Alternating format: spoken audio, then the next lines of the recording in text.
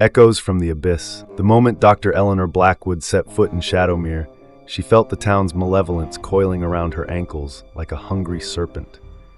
The cobblestone streets glistened wetly beneath gaslit lamps, their sickly light barely penetrating the perpetual fog that clung to the town like a burial shroud. In the distance, atop wind-lashed cliffs, the town's lighthouse stood sentinel, its beam cutting through the gloom like the watchful eye of some eldritch god. Shadowmere Asylum loomed before Eleanor, a gothic monstrosity of stone and spite. Its spires clawed at the leaden sky, while gargoyles leered from every corner, their stone faces twisted in silent screams. As Eleanor approached, the great oak doors groaned open, disgorging a miasma of despair that nearly drove her to her knees.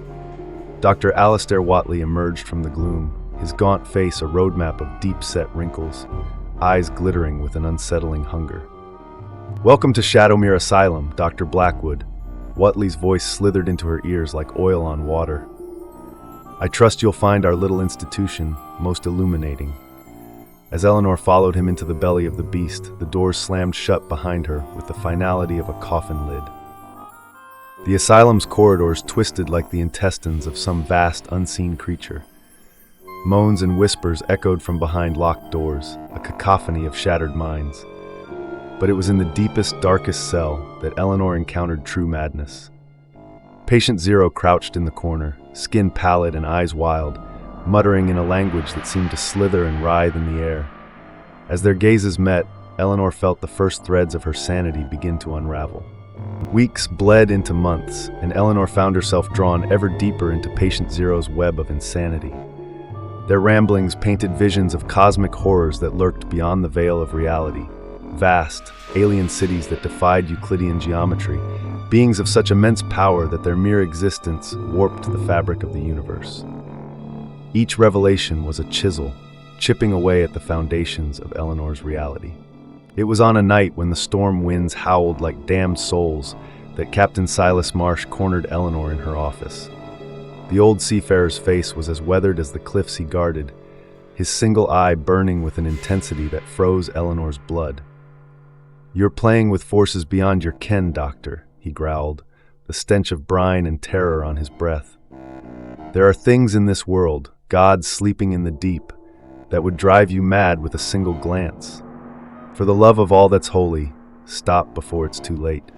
But it was already too late. Eleanor's dreams had become a kaleidoscope of cosmic terror. She saw great Cthulhu rising from his sunken city, felt the mind-shattering gaze of Yog-Sothoth as it hung in the void between worlds. Reality began to fray at the edges, the mundane world revealing glimpses of the horrors that lurked just beyond perception. Eleanor's mind teetered on the brink of an abyss deeper than the space between stars. In a hidden chamber beneath the asylum, Eleanor found the truth she sought and the madness she feared. Ancient tomes bound in human skin revealed eldritch secrets, their pages filled with formula to tear holes in the fabric of reality. With trembling hands and a fracturing mind, Eleanor realized the terrible truth. Patient Zero was not insane, but a prophet of the coming apocalypse.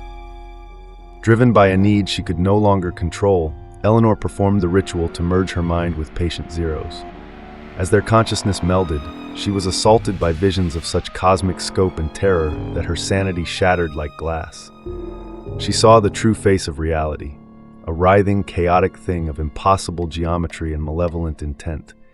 She screamed, but in the face of such vast, uncaring universe, her cries were less than the mewling of an insect. When Eleanor awoke, the world had changed, or perhaps she had. Reality flickered like a faulty film reel, the mundane world a thin veneer over seething, cosmic horrors. In her moments of lucidity, she understood the terrifying truth. Dr. Whatley and his cult were working to awaken the great old ones, to bring about the end of humanity's dominion over the earth. Eleanor fled through the streets of Shadowmere, her warnings of apocalypse dissolving into mad ravings. The townsfolk recoiled from the once respected doctor, now a wild-eyed prophet of doom. As she collapsed in the town square, her mind unraveling like a twisted ball of yarn, Eleanor laughed at the cosmic joke. She had sought to plumb the depths of the human psyche, only to lose herself in the unfathomable abyss of a reality too vast and terrible for mortal minds to comprehend. As the asylum orderlies dragged Eleanor away, her eyes blazing with the fire of forbidden knowledge, the lighthouse beam swept across the churning sea. For a heartbeat, the waters parted, revealing a glimpse of something vast and ancient stirring in the depths. A cosmic leviathan, patient and eternal, waiting to reclaim a world that had always been its own. And as the veil of reality knitted itself back together, Shadowmere's secrets slumbered on, ready to shatter the sanity of the next unfortunate soul who dared to seek the truth behind the echoes from the abyss.